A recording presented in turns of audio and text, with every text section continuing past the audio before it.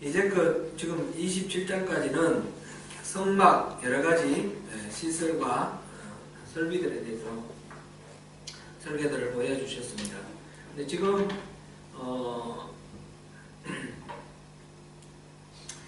이제 성막 그거는 이제 하드웨어가 갖춰져 있고 그것을 운용할 사람에 대한 이야기입니다. 사람. 하나님과 죄인이 만날 수 있는 제사를 수행할 제사장에 대해서 지금 28장, 29장에서 말씀을 두십니다.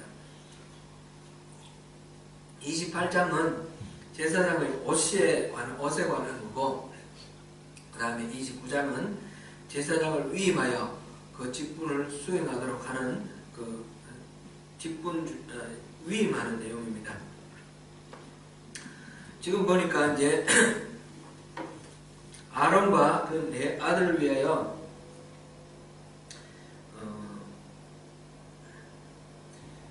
나를 섬기는 제사장 직분을 행하게 하라 그랬습니다. 1절에.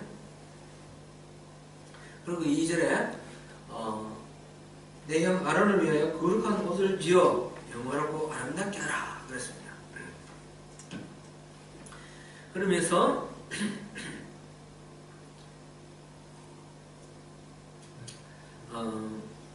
물은 마음에 지혜 있는 모든 자, 곧 내가 지혜로운 영으로 채운 자들, 성령으로 이제 그 일을 할 수 있도록 만들어 주셨다는 거죠. 그래서 그거를 옷을 잘 만드는 사람들을 주셨으니까 그 사람들에게 옷을 지어서 그를 거룩하게 하라. 그를 거룩하게 해서 즉 제사장 직분을 수행하도록 하라 그랬습니다. 그러면서 지을 옷을 말해주는데 흉패와 애복과 겉옷과 반포속옷, 황과 띠 이렇게 나옵니다. 재료는 어떤 겁니까? 재료는 5절에 금실과 청색, 자색, 홍색실과 가늘기 꽁 배실. 성막에 그 덮개 중에 첫 번째 덮개, 그 다음에 이 들이우는 휘장들, 이에 대한 청색, 자색, 홍색실과 가늘기 꽁 배실로 맨 아래쪽에는 수를 넣어서 파라케트로 수를 넣고 그룹을 수놓고 나머지 거는 그냥 무늬를 수놓아서 이렇게 휘장을 만들었죠. 그 모든 재료들이 바로 청색, 자색, 홍색 실과 가늘게 꼰 배실 이렇게 되어 있습니다. 그런데 여기는 똑같은 재료인데 한 가지가 더 추가됐어요. 뭐가 추가됐습니까? 금실이 추가됐습니다. 정확하게는 어떻게 했는지는 모르겠는데 가늘게 꼰 배실에다가 금실을 이렇게 해서 같이 이 가닥을 꼬아서 만든 실이잖아요.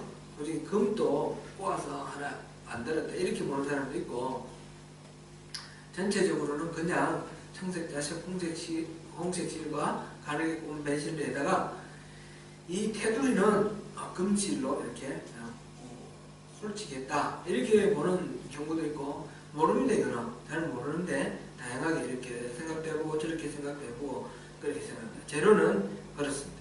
재료는 이 성막을 포장하는 그거하고 똑같은 그런 재료를 썼습니다. 그래서 이제 옷이 나오는데 첫 번째 옷이 6절부터 나오는 게 에봇입니다. 에봇은 재료는 똑같이 그렇고 정교하게 짜서 에봇을 짓는데 에봇은 지금 저거 인터넷에서 하나 찾아주실래요?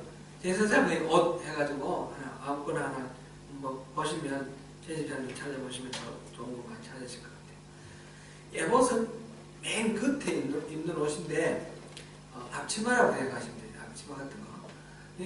앞에 여기서부터 한 무릎까지 내려오는 이런 판이고, 뒤에도 마찬가지로 어깨서부터 이 무릎 뒤쪽까지. 근데 이거는 앞판 뒷판 떨어져 있습니다. 어깨에 있는 끈이 있어가지고 견대가 앞판 뒷판 있도록 이렇게 나오고요.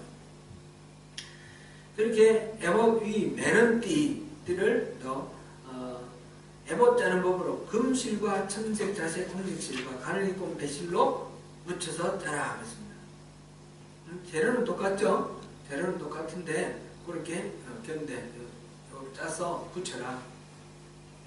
그리고 그 위에다가 호마노 둘 가지고 호마노 둘 하나에 이스라엘 아들 6명씩 이쪽에 6명 이쪽에 6명 나이 순으로 해가지고 해서 양쪽에 붙이라 그랬습니다. 그리고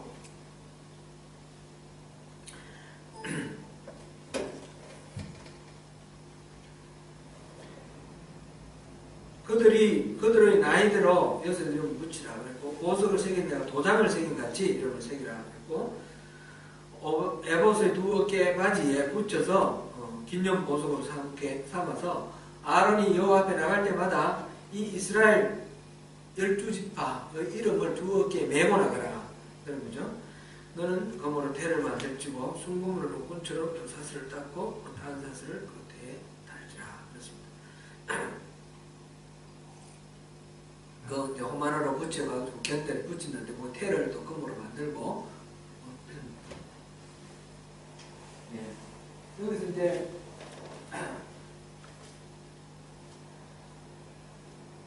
이거는 이제 에봇을 이렇게 만들어놨네.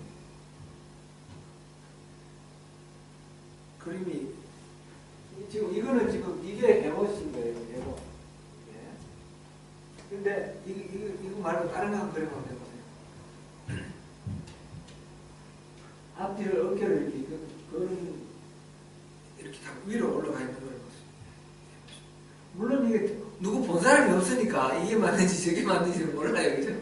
근데 다른 거 찾아보십시오.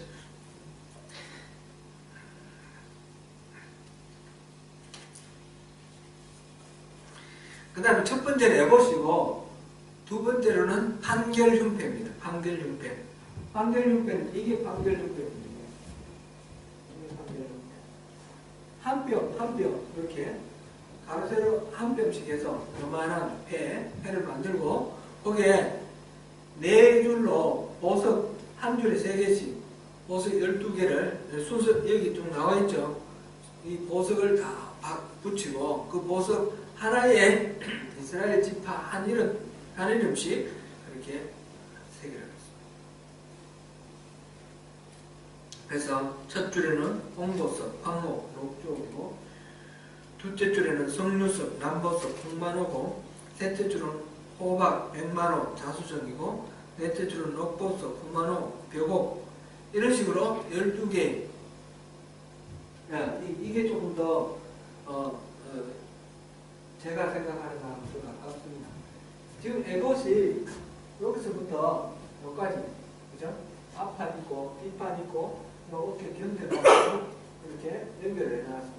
근데 위에 호마노는 이렇게 12지파의 6지파 이름을 이렇게 양쪽에 새겨서 올려놨고요. 그 에봇 바깥에 지금 이렇게 판결흉패를 붙였습니다. 12개의 보석을 이렇게 하나, 보석 하나에 이름 하나씩 해서 이거를 끊어내가지고 이렇게 묶어놨습니다. 두 번째가 이제 판결흉패인데 에봇과 같은 것으로 이렇게 만들고 항상 아론이 성소에 들어갈 때 이 판결흉패를 가슴에 붙이고 여호와 앞에 나가서 영원한 기념으로 삼았습니다. 이 흉패를 왜 판결흉패라고 했을까요? 판결이라는 것은 판정되는 거 아니에요? 결정되는 거 아니에요? 왜 이 흉패를 판결흉패라고 했는지 그것도 여기 설명은 없는데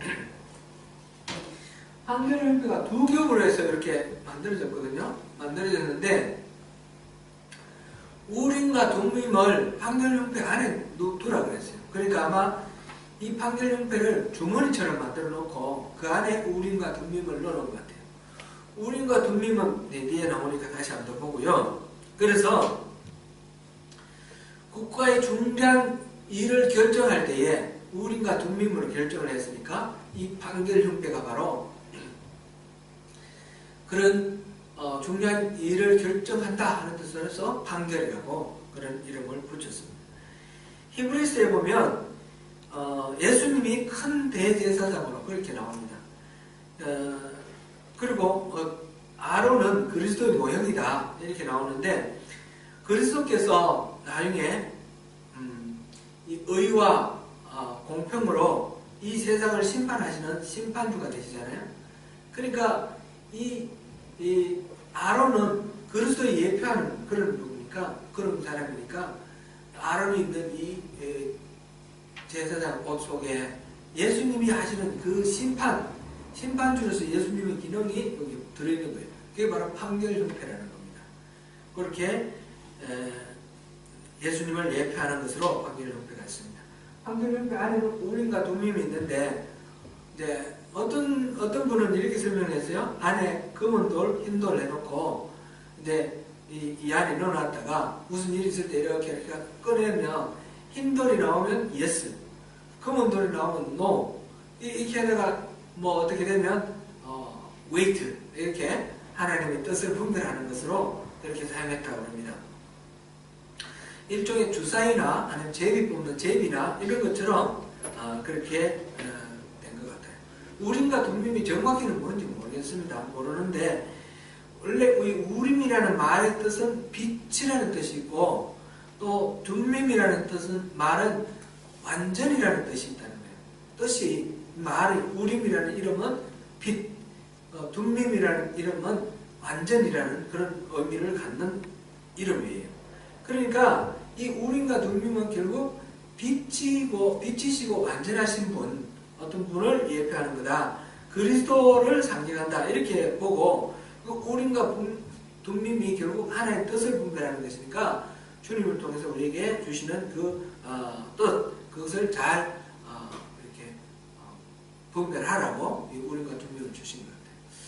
그래서 사울 왕 때 보면 사무엘상 28장 6절에 나오는 말씀인데, 사울 왕 때 이 하나님하고 사울하고 관계가 멀어져 가지고 하나님이 꿈으로도 대답하지 아니하시고 또 우림으로도 대답하지 아니하시고 이런 얘기가 나와요. 그 이야기는 우림과 둠밈으로 항상 하나님이 대답을 해주셨다는 걸 전제하고 있는 거죠. 그래서 하나님의 뜻을 전해주는 그런 장치로, 그런 도구로 우림과 둠밈을 주셨다는 것을 볼 수 있습니다. 지금 그까지 안 갔는데 제가 읽지도 않았는데 한 거죠. 에봇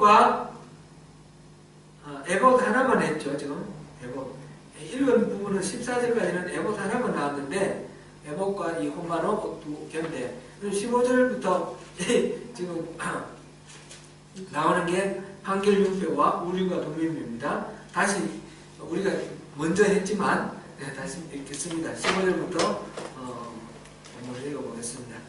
너는 판결융표를 에봇 짜는 방법으로 금실과 청색, 자색, 홍색 실과 가늘게 꼰 배실로 정교하게 짜서 만들되, 길이와 넓이가 한 편씩 두 겹으로 네모만 하게 하고, 그것에 네 줄로 보석을 물리되 첫 줄은 홍보석, 황목, 녹쪽이요, 둘째 줄은 석류석, 남보석, 홍만호요, 셋째 줄은 호박, 백만호, 자수정이요, 넷째 줄은 홍보석, 홍만호, 벽옥으로 다 함께 둘지니, 이 보석들은 이스라엘 아들들의 이름대로 12이라 보석마다 12지파에 한 이름씩 도장을 새기는 법으로 새기고, 순금으로 덕분처럼 쌓은 사슬을 흉패에 붙이고, 또 금고리 둘을 만들어 흉패 위 곧 흉패 두 끝에 그 두 고리를 달고, 다음 두 금 사슬로 흉패 두 끝 두 고리와 꿰어매고, 두 따은 사슬의 다른 두 끝을 에봇 앞 두 어깨바지의 금태에 매고, 또 금고리 둘을 만들어 흉패 아래 양쪽 안쪽 곧 에봇의 다른 곳에 달고, 또 금고리 둘을 만들어 에봇 앞 두 어깨바지 아래 매는 자리 가까운 곧 정교하게 짠 띠 위쪽에 달고, 성대끈으로 흉패 고리와 에봇 고리와 흉패로 정교하게 짠 에봇 띠 위에 붙여 떨어지지 않게 하라.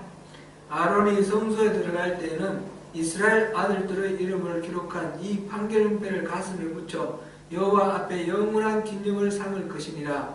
너는 우림과 둠밈을 안에 넣어 아론이 여호와 앞에 들어갈 때 그의 가슴에 붙이게 하라. 아론은 여호와 앞에서 이스라엘 자손의 흉패를 항상 그의 가슴에 붙일지니라. 아멘. 이제 이 흉패는 어떻게 만드는지는 지금 봤고요. 그 용도는 사실은 여기서는 하나님의 뜻을 분별하는 그런 것으로 지금 사용된 건 아니고요.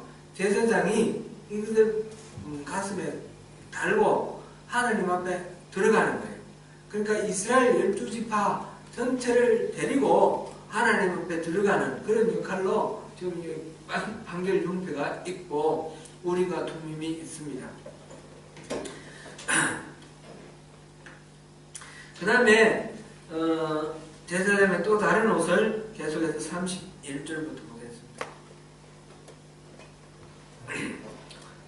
너는 에봇 받침 겉옷을 전부 청색으로 하되 두 어깨 사이에 머리 들어갈 구멍을 내고 그 주위에 갑옷 같은 깃을 짜고 찢어지지 않게 하고 그 옷 가장자리로 돌아가며 청색, 자색, 홍색 실로 석류를 수놓고 금방울을 간격을 두어 달래 그 옷 가장자리로 돌아가며 한 금방울, 한 석류, 한 금방울, 한 석류가 있게 하라. 아론이 입고 여호와를 섬기러 성소에 들어갈 때와 성소에서 나올 때에 그 소리가 들릴 것이라. 그리하면 그가 죽지 아니하리라. 너는 또 순금으로 패를 만들고 도장을 새기는 법으로 그 위에 새기되 여호와께 성별이라 하고 그 패를 청색 끈으로 관 위에 매되 그 관 전면에 있게 하라. 이 패를 아론의 이마에 두어 그가 이스라엘 자손이 거룩하게 드리는 성물과 관련된 대책을 담당하게 하라. 그 패가 아론의 이마에 늘 있으므로 그 성물을 여호와께서 받으시게 되리라. 너는 가는 배실로 반포 속옷을 짜고 가는 배실로 관을 만들고 띠를 수놓아 만들지니라. 너는 아론의 아들들을 위하여 속옷을 만들고 그들을 위하여 띠를 만들며 그들을 위하여 관을 만들어 영화롭고 아름답게 하라. 너는 그것들로 내 형 아론과 그와 함께한 그의 아들들에게 입히고 그들에게 기름을 부어 위임하고 거룩하게 하여 그들이 제사장 직분을 내게 행하게 할지며 또 그들을 위하여 배로 속바지를 만들어 허리에서부터 두 덧붙다리까지 이르게 하라. 뼈가지를 바르게 하라. 아멘. 거기까지 하고요. 43절을 나아가겠습니다. 그림 다시 한번 또 띄워주십시오. 이제 에봇이 있고 에봇 위에 판결 흉패를 붙였고요. 에봇 안에 아까 그 그림에 파란색 있었죠? 파란색 그것이 받침 겉옷입니다. 겉옷인데 이 파란색 옷 이게 받침 겉옷입니다. 받침 겉옷. 이거는 두 어깨 사이에 이렇게 만들어 놓고 이제 두 어깨 사이에 구멍을 뚫어 가지고 머리가 들어가게 구멍을 뚫고 그 다음에 여기 이제 뚫은 부분에는 깃을 달아서 이렇게 갑옷처럼 만들어라 그렇게 돼 있어요. 예전에 우리 어릴 때에 그 우산 같은 게 보급이 잘 안 됐는데 덜에 나가서 이제 농사하고 일할 때에 비료포대 있죠.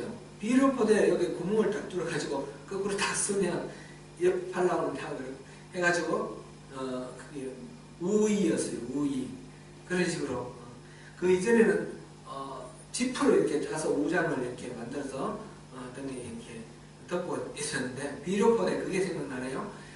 이렇게 돼 있는데 포대처럼 돼 있는데 구멍을 뚫어가지고 거기 깃을 달아라 이렇게 이제 겉옷을 만드는 방법이 설명되어 있고요. 그리고 여기에서는 옷 가장자리로 돌아가며 이 옷 가장자리로 돌아가며 청색, 자색, 홍색 그리고 가늘게 꼰 매실로 술을 넣어라. 여기 이제 수술 같은 걸 만드는 거예요. 수술 같은 걸 만들고 그리고 그 간격을 일정한 간격으로 석류를 수놓는 것 하나, 그 다음에 방울 하나, 또 석류 수놓는 거 하나, 방울 하나. 이게 몇 개인지 모르겠는데 뺑 돌아가면서 석류 하나, 방울 하나 이걸 금방울 하나 이렇게 뺑 돌아가면서 이렇게 달아라 그랬습니다. 그래놓고 아론이 입고 여호와를 섬기러 성소에 들어갈 때와 성소에서 나올 때 그 방울 소리, 금방울 소리가 탱글탱글 나게 그렇게 해라. 그렇게 하면 죽지 않을 것이다. 그랬습니다.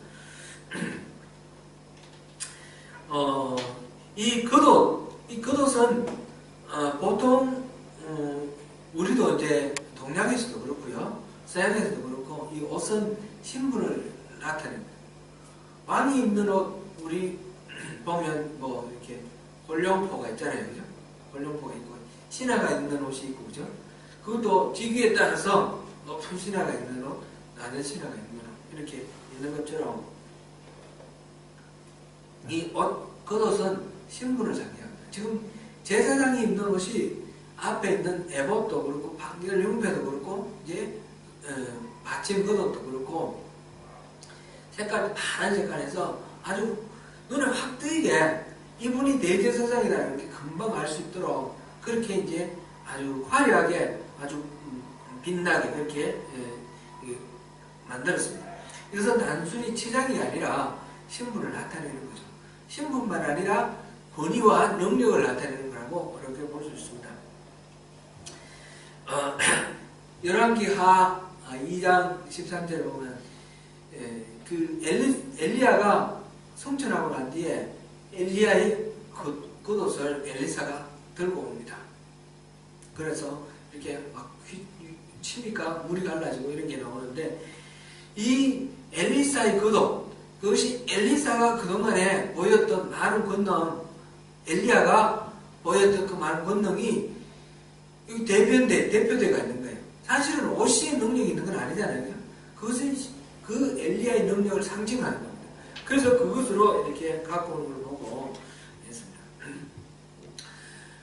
다윗 왕이 도망다닐 때에 이 사울이 추격해 오는데 엔게디 광야에서 어느 동굴 속에 들어가 있었어요.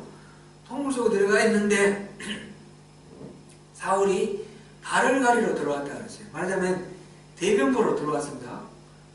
들어왔는데 이 다윗의 부하들은 때가 이때다, 하나님이 우리에게 주신 기회입니다. 죽이십시오. 그렇게 이제 하는데 다윗은 안 죽여요. 안 죽이고 어떻게 합니까? 사울의 옷자락 한쪽 끝을 칼로 베었습니다. 그죠? 그리고 이제 사울이 나갔을 때 왕이시여, 내가 당신을 죽일 의사가 없다는 거 이거 보세요. 나는 당신을 죽일 수도 있지만 안 죽이고 이것만 했습니다. 이랬어요. 그죠? 그렇게 했는데 그때 이 옷자락을 베고 난 뒤에 다윗이 옷자락을 벤 것에 대해서 마음이 찔려합니다. 좀 이상하지 않아요? 사람을 다친 것도 아닌데 옷자락을 뱀으로 말미암아 다윗의 마음이 찔려 이렇게 되거든요. 사무엘상 24장 5절 말씀입니다. 이 표현이 왜 그러냐면 이 사울이 입은 옷이 왕의 옷인 거예요. 그리고 옷자락 끝에 왕의 옷의 표가 있는 거예요. 수술 이런 게. 그걸 잘랐다는 것은 왕을 상징하는 이 옷의 일부를 자른 것은 왕의 권위에 도달하는 것이고 하나님이 기름 부으신 왕을 자기가 친 결과가 되는 거예요. 이게 이제 사람 몸을 안 건드렸지만 이 옷 복식 속에 왕이라는 그 의미가 들어있기 때문에 그런 결과가 나오는 것입니다. 여기 끝에 이제 새겨져 있는 이 석류와 이 금방울은 바로 제사장의 의미를 직분을 상징하는 것입니다. 석류는 석류 좋아하셔요? 어릴 적에 저희 집에 석류나무가 하나가 있었어요. 그래서 하도 귀해가지고 먹지도 못하고 이거는 어른들 차지고 그래서 구경만 했는데 석류가 익으면 저절로 쩍 벌어지잖아요. 쩍 벌어지고 안에 보면 안에 퐁퐁퐁 박혀있잖아요. 석류는 그래서 이렇게 아름다운 결실을 상징하는 그런 과일입니다. 이스라엘 사람들에 대해서도 아름다운 결실, 잔녀가 아주 많다 이럴 때 석류라고 표현을 하거든요. 또 이 석류는 또 이 아주 신맛이 나잖아요. 그죠? 비타민 C입니다, 이게. 그래서 피곤한 사람들에게 이게 약이 된다고 하는 그런 전설이 있습니다. 그래서 이 석류는 바로 풍성한 열매, 결실, 그리고 기쁨을 상징하는 그런 열매입니다. 그 열매를 달고 그 다음 금방울 소리 딸랑딸랑 나게 하고 그렇게 해서 대제사장이 성소나 지성소로 갈 때마다 움직일 때마다 소리가 났어요. 그래서 성소 지성소 아무나 못 들어가잖아요. 밖에 있는데 밖에 있지만 이 텐트로 돼 있으니까 소리가 들립니다. 이제 대제사장이 움직이는 것이 다 보이죠. 그리고 이거는 성경에는 안 나오지만 성경에는 이렇게 방울 소리가 들리면 죽지 않으리라 그랬는데 이제 미드라시라는 비하인드 스토리 있는 그 책에 보면 그런 이야기가 있어요. 대제사장이 1년에 지성소는 한 번만 들어가죠. 성소는 매일매일 들어가는데 지성소는 1년에 한 번 대속죄일날 들어가는데 대속죄일날 지성소 들어갈 때 속죄 염소를 잡아가지고 염소의 피를 속죄 2마리 잡아 한 염소를 광야로 보내죠. 아사셀 염소 한 염소를 잡아가지고 피를 언약궤 앞에 뿌립니다. 언약궤 뿌리는데 그때 들어갈 때에 발목에다가 이제 끈을 배로 끈을 만들어서 끈을 묶고 들어간다는 거예요. 대제사장이 이 대속죄일 날 들어가기 전에 반드시 자기 죄를 위해서 별도로 속죄제를 드려요. 그리고 전체를 위해서 속죄제를 드립니다. 먼저 자기 죄를 위해서 속죄제를 드리는 이유는 자기가 그 죄가 용서돼야지 그 다음에 백성들을 위한 대속의 제사장 역할을 직분을 감당하는 거예요. 그래서 속죄제를 드렸는데 그래도 이 사람이 온전히 속죄가 되지 않았으면 하나님을 못 가는 거예요. 그래서 그 앞에 들어가면 죽을 수도 있는 거예요. 그래서 발목에 끈을 묶고 이렇게 들어가면 따랑따랑따랑 움직이다가 소리가 한참 안 나면 잡아 당기는 거예요. 그런 이야기가 전설이에요. 전설. 이건 성경에 나오는 얘기는 아니지만 전설이에요. 그런 게 있습니다. 바로 이 금방울이 그런 식으로 대제사장의 움직임을 이렇게 들려주는 그런 것이었고, 그렇게 딸랑딸랑 할 때 하나님께서 그를 봐주셨다는 거죠. 그래서 죽지 않는다. 그래서 그렇게 해놨습니다. 이 파란색 받침 겉옷 있고 받침 겉옷 안에 그 다음에 또 다른 옷이 있습니다. 그것이 반포 속옷입니다. 반포 속옷은 39절에 나오는데 가는 배실로 짜는 거, 가는 배실, 흰 세마포죠. 흰색 세마포, 세마포로 짜서 속옷을 만들었습니다. 이 세마포를 만든 거는 속옷과 그 다음에 관, 그리고 띠, 띠도 이렇게 술을 놓아라 하는데 기본적으로 세마포로 이렇게 만들었습니다. 그렇게 세 가지를 만들었습니다. 다시 그림만 보여주십시오. 이걸 속옷이라 그랬잖아요. 속옷이라 그러면 우리 내복 같은 거죠. 겨울 추워서 내복 같은데. 이게 속옷 같습니까? 겉옷 같습니까? 겉옷 같습니까? 왜 번역을 속옷이라고 그랬는지 모르겠어요. NIV 성경에는 튜닉이라고 그렇게 번역해 놨더라고요. TUNIC. 튜닉은 겉옷이에요. 그러니까 이 반포 속옷이라는 것은 실제로는 겉옷이에요. 우리 아버님 생각하면 우리 아버님 옛날에 어릴 때에 보면 안에 바지 저고리를 입으시고 어디 나가실 때 그때 두루마기를 입으셔요. 근데 두루마기 입고 그 겉에 도포를 입으셔요. 두루마기가 겉옷이 아니에요. 두루마기 위에 도포를 입어요. 요즘 사극 같은데 이렇게 간혹 보면 그렇게 안 입는 것 같아요. 그냥 두루마기가 겉옷 같은데 제가 어릴 때 기억해 보면 두루마기 위에 도포를 입었어요. 그래서 먼 길 가고 근데 귀한 손님 만나고 그럴 때는 안에 두루마기에다가 겉에 도포가 있어요. 그러니까 여기서 파란색 옷 외복 받침 겉옷 그 선 도포에 해당되고 그 다음에 지금 속옷이라 되는 거는 두루마기에 해당되는 거예요. 겉옷이 겉옷. 안에 옷이 있고 그 다음에 입는 옷이에요. 그렇게 해서 입고 바지는 속바지 고이를 입으라 그랬습니다. 고이는 하체를 가리라 그랬습니다. 이 번제단이 이렇게 높으니까, 번제단 우리 키 정도 150cm 정도 된다고 했잖아요. 여기에 뭘 올리고 하는데 이게 크게 250, 150 돼 있으니까 225, 가로 225, 세로 225, 높이 135 이렇게 돼 있잖아요. 그죠? 이렇게 돼 있는데 그게 이제 뭘 이렇게 하면 밑에서 이렇게 안 내려잖아요. 그러면 계단을 이렇게 사다리 같은 걸 만들어서 옆에 대놓고 올라가서 이렇게 작업을 할 거 아니에요. 그럴 때 하체가 보이는 거예요. 보일 수 있는 거예요. 높은 데 올라갔으니까. 그러니까 바지를 입으라는 거예요. 하체가 안 보이게. 바지를 입어가지고 속바지를 입어서 그 부끄러움을 가리도록 그렇게 했습니다. 그 다음에 제가 이제 빠뜨린 게 관이 있습니다. 관은 머리에서는 모자입니다. 모자. 그죠?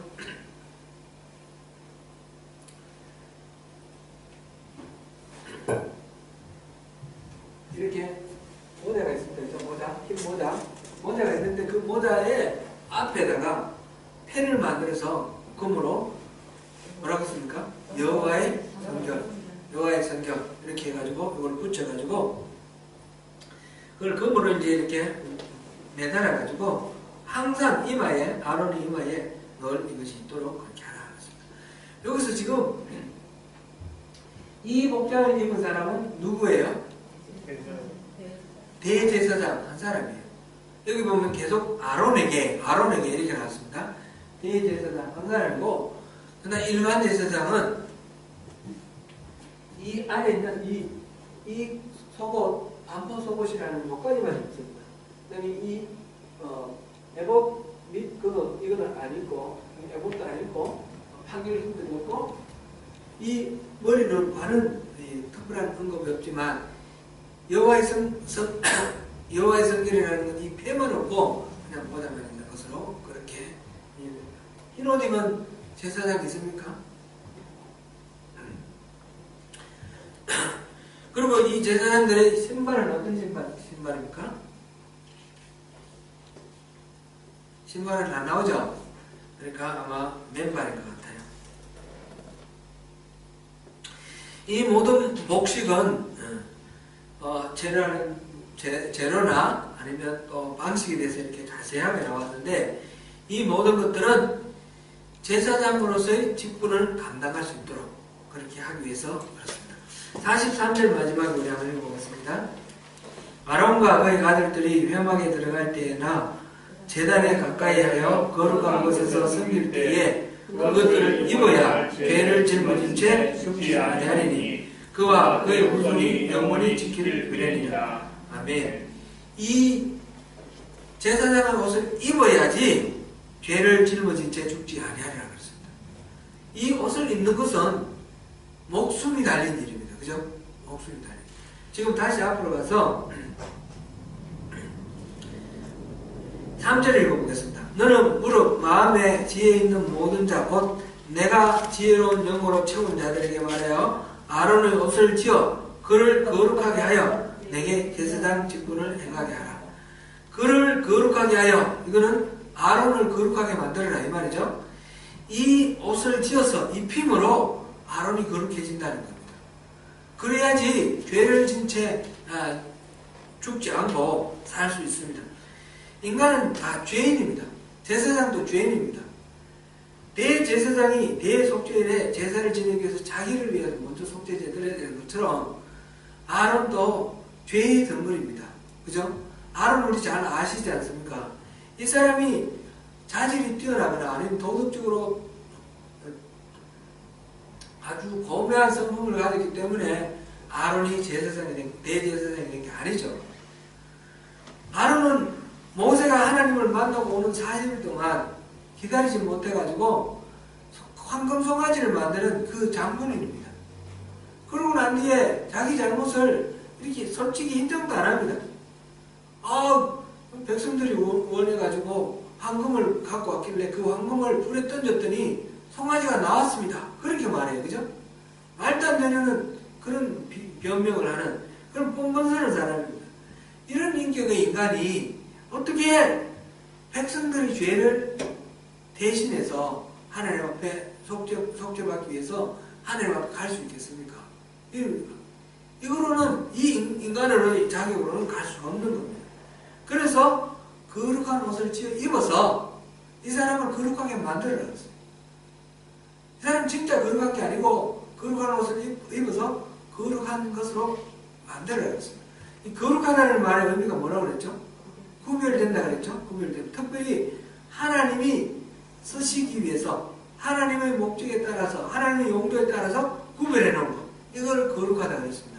그래서 집도 하나님을 제사하기 위해서 구별해 놓은 집이 성전이 되는 것이고, 그 다음에 텐트도 하나님이 만나시기 위해서 딱 특별히 구별해 놓은 게 성막 아닙니까? 성자 붙는 거는 전부 다 그렇게 하나님의 목적을 위해서 구별해 놓은 것을 성이라고 합니다. 그죠? 그래서 이 지금 대제사장도 하나님이 너 제사 지내기 위해서 내가 너 구별할게, 그 표시로 제사장 옷을 입혀주면 이 사람의 인격이 거룩해서 그런 것이 아니라 하나님이 구별해 주셨기 때문에 거룩한 그런 사람이 되고, 그리고 이제 하나님이 주신 그 직분을 감당해서 수행할 수 있게 되는 것입니다. 인간의 죄는 인간 스스로는 어떻게 해볼 도리가 없습니다. 처리가 안 됩니다. 가릴 수도 없고 숨길 수도 없습니다. 한번 우리가 죄를 감추려고 하고 가리려고 하면 그것이 자꾸 꼬리를 물고 문제가 커지는 그런 경우들이 많잖아요. 죄는 하나님이 가려주시고 하나님이 용서해 주셔야만 해결이 됩니다. 아담과 하와가 선악을 알게 하는 그 나무의 실과를 다 먹고 그 타락해서 그 에덴 동산에 추방될 때에 그들이 타락해서 스스로 그 부끄러움을 가리기 위해서 무화과나무 이파리로 자기 옷을 만들었습니다. 근데 그게 가려집니까? 해가 나니까 다 말라서 부서지고, 그죠? 가릴 수가 없습니다. 그게 말하자면 인간의 죄를 인간 스스로는 해결할 수 없다는 걸 보여주는 거예요. 그래서 어떻게 합니까? 하나님이 가죽 옷을 지어주시죠. 가죽 옷을 지어주기 위해는 짐승 한 마리가 죽은 거예요. 그죠? 생명을 값으로 치르시고 그리고 용서를 베풀어 주시는 거예요. 그래서 내가 너 죄 있지만 너 죽어야 될 거 저 짐승이 대신 죽었다. 너 이거 기억해? 넌 죽을 몸이야? 그러면서 가죽 옷을 만들어 주는 거예요. 이 가죽 옷 자체가 나는 죄인입니다. 그래서 나 죄를 부끄러움을 수치스러움을 가려주시면서 하나님이 가려주시면 눈 감아주시는 거예요.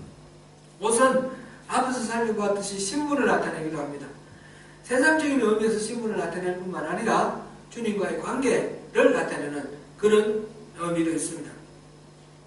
예수님의 비유 말씀에 마태복음 22장에 보면 왕이 아들을 위한 혼인잔치를 베푸는데 초대한 손님들이 다 이 핑계 저 핑계 대고 안 들어옵니다. 심지어는 심부름 간 종을 죽이기도 합니다.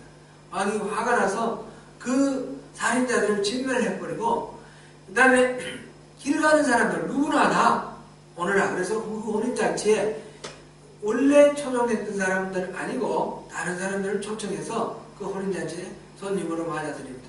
그런데 그 중에 어떤 한 사람이 예복을 입지 않고 잔치자에 들어오는 그런 경우가 있습니다.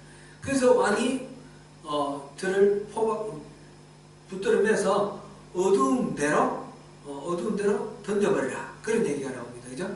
말하자면 이제 추방 나가는 거죠. 이 이야기는 바로 이 옷을 입어야 된다는 것입니다. 예복을 입어야 된다는 것입니다. 왕이 길 가는 사람들을 불러 모을 때, 불러서 잔치자리에 올라갈 때 예복 안 입다고 뭐 꾸지람하는 게 이상한 것 같은데, 사실상 예복을 뭐 집에 가서 차려 입고 와야 되면 뭐 좀 이상한 거죠. 그런데 그 당시 풍습으로는 오는 사람은 예복은 잔치집에 다 준비되어 있는 거예요. 와서 입으라 그러면 입으면 되는 거예요. 근데 그걸 안 입었어요. 무슨 말입니까? 이 잔치하는 사람들을 존중하지 않았고 잔치 자리를 존중하지 않고 자기의 어떤 그 기쁨만 추구했다는 것입니다. 오늘날 우리가 하나님을 만나는 데 있어서 하나님을 만나면 우리에게 복 주신다 그것만 알고 그냥 복만 받으려고 하지, 하나님 앞에 나아갈 수 있는 우리의 죄인인데 이 죄를 가리는 예복을 입어야 되는데 그 예복을 안 입고 주님 앞에 하나님 앞에 나가면 어떻게 됩니까? 묶여서 던져짐을 당하는 겁니다. 그 예복이 뭡니까? 그게 바로 우리의 죄를 가리는 것. 우리 죄를 가리는 것. 예수 그리스도를 의지하는 것입니다. 예수 그리스도 보혈의 피로 우리를 덮을 때에 바로 우리가 그 예복을 입고 하나님 앞에 담대히 그 보좌 앞에 나아갈 수 있는 자격을 우리가 허락받는 것입니다. 바로 이것이 옷의 의미입니다. 요한계시록 3장 5절에서 보면 이긴 자는 흰옷을 입는다 이렇게 표현되어 있습니다. 수많은 사단의 위협과 환난 속에서 믿음을 잃지 않고 이기는 사람에게는 흰옷을 입혀준다 그랬는데 이 흰옷이 어떤 옷입니까? 요한계시록 7장 14절에 보니까 어린 양의 피로 씻어서 희게 된 옷 이렇게 되어 있습니다. 바로 그렇게 이긴 자에게 예수 그리스도의 그 보혈의 피로 우리를 어렵다 하시고 우리 모든 죄를 간과해 주시는 그런 은혜를 입혀주시는 것입니다. 그 은혜의 옷, 의의 옷, 그것이 바로 흰옷이며 그것이 이긴 자에게 주시는 하나님의 은혜입니다.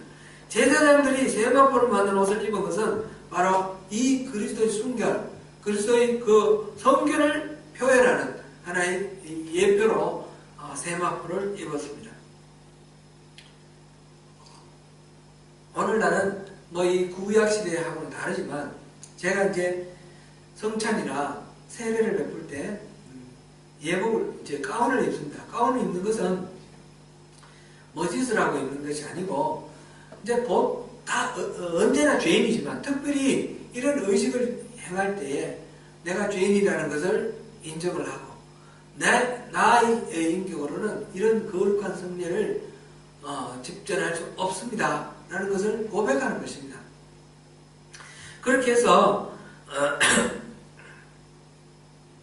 저희 죄성과 부끄러움을 인정하면서 주님의 보혈의 공로만이 우리가 이 성례전을 치룰 수 있는, 성례전을 부를 수 있는 그런 것이라는 것을 고백합니다. 오늘날 우리 제사장은 목사가 제사장이 아니죠. 우리 모두가 제사장입니다. 우리 모두가 왕같은 제사장이라고 베드로 사도가 그렇게 말했습니다.